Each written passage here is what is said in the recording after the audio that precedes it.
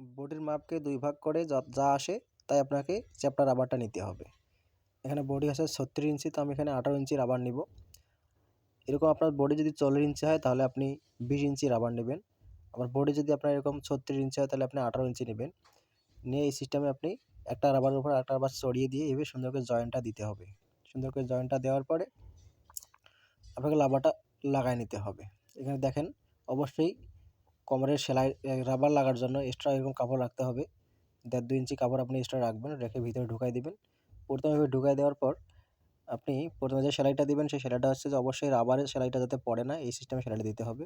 অবশ্যই রাবারের কিনারে সেলাইটা দিতে হবে। অবশ্যই লক্ষ্য রাখতে হবে যাতে সেলাই ইলাস্টিকের বা রাবারের উপরে না পড়ে, এই সিস্টেমে সেলাইটা দিতে হবে। তো এই নিয়মে যদি আপনি রাবার সেটিং করেন বা এই মাপে যদি আপনি রাবার লাগান তাহলে অনায়াসে আপনি রাবারটা লাগাতে পারবেন এবং পারফেক্ট রাবার লাগানো হয়ে যাবে। তো প্রথম সেলাইটা এরকম দিয়ে পুরোটাই দেওয়ার পরে আপনাকে পরের যে সেলাইটা দিব আমরা, এই সেলাইটা হচ্ছে রাবারটা অবশ্যই টেনে ধরে সেলাইটা দিতে হবে। পুরো রাবারটা আপনাকে টানতে হবে, টেনে যতটুকু আপনার ঘের আছে ঘেরটা পুরা ঘের অনুযায়ী আপনাকে রাবারটা টেনে ধরে লাগাতে হবে। এই সিস্টেমে আপনি লক্ষ্য করেন অবশ্যই রাবারটা কিন্তু টেনে লাগাতে হবে। তো ভিডিও যদি ভালো লাগে অবশ্যই লাইক, কমেন্ট, শেয়ার করবেন। চ্যানেলটা অবশ্যই ফলো করবেন। ভালো থাকবেন, সুস্থ থাকবেন। আল্লাহ হাফেজ।